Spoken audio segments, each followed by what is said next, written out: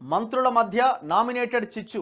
నిన్న చెప్పిన ఈ పాయింట్ నేను కరీంనగర్ కార్పొరేషన్ చైర్మన్ నియామకంతో పాటు ఇంకా కొన్ని చైర్మన్ల నియామకంలో అసలు నా మాటే చెల్లుబాటు అయితలేదు, నన్ను కనీసం కూడా సంప్రదించలేదని పొన్నం ప్రభాకర్ చాలా తీవ్ర ఆవేదనగా ఉన్నాడు.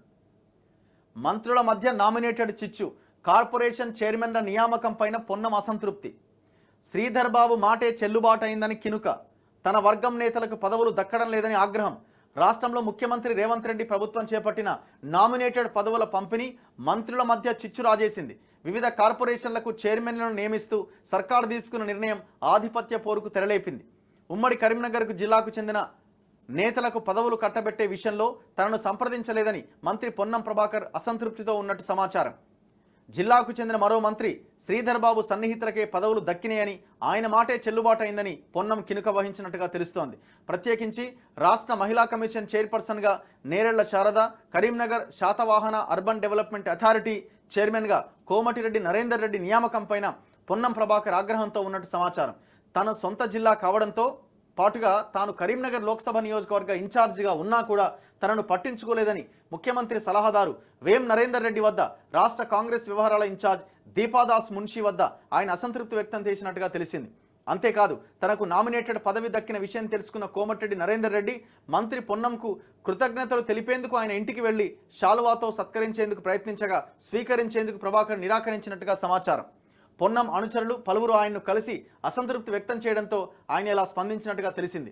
వీరిలో ఇటీవలి అసెంబ్లీ ఎన్నికల్లో కరీంనగర్ నియోజకవర్గం నుంచి పోటీ చేసి పరాజయం పాలైన పురుమల్ల శ్రీనివాస్, టీపీసీసీ కార్యదర్శి వైద్యుల అంజన్ కుమార్, టీపీసీసీ అధికార ప్రతినిధి రేగులపాటి రమ్యారావు ఉన్నట్టు సమాచారం. శ్రీధర్ బాబుకు సన్నిహితులు అయినందునే పదవులు. పొన్నంతో చర్చించిన అనంతరం పురుమల్ల శ్రీనివాస్ ముఖ్యమంత్రి రేవంత్ రెడ్డి కార్యాలయానికి, ఆయన సలహాదారు ఇంటికి, ఉప ముఖ్యమంత్రి భట్టి విక్రమార్క వద్దకు వెళ్లి కలిసినట్టుగా తెలిసింది.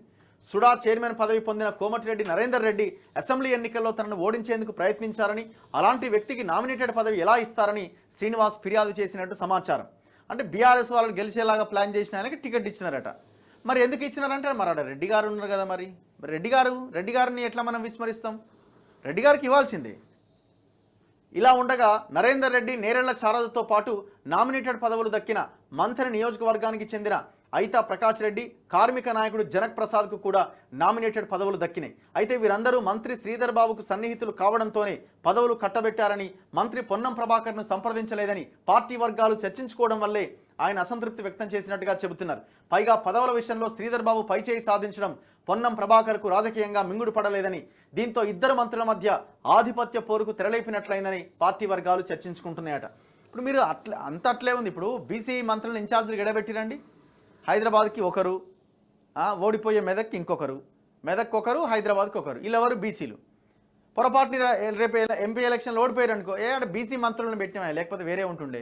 వీళ్ళంతా ఎడికి పోతారు? వీళ్ళంతా మంచి గెలిచేవి ఉంటాయి కదా, ఖమ్మం ఒక ఆయన, నల్గొండ ఒక ఆయన, ఇట్లా వీళ్ళు ఎంచుకొని వీళ్ళు పంచుకుంటారు. రేపు పొద్దున గెలిస్తే మేమే గెలిపించినామని వీళ్ళు చెప్పుకుంటారు.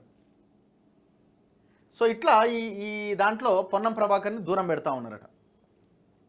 ఇక ఒక ఆయన అయితే ఆల్రెడీ చెప్పుకుంటూ తిరుగుతున్నట్టు, నేనేం రేపు ముఖ్యమంత్రి కాబోతున్నా, రేపు బీజేపీ కాడ 300 సీట్లు వచ్చినాయంటే కథం ఈ ప్రభుత్వం ఉండదని కాంగ్రెస్లో ఉన్న ఒక మంత్రి చెప్పుకుంటూ తిరుగుతున్నట్టు అధికారులకి. ఏడు దాకా పోతారో వీళ్ళు చూడాలి ఇక.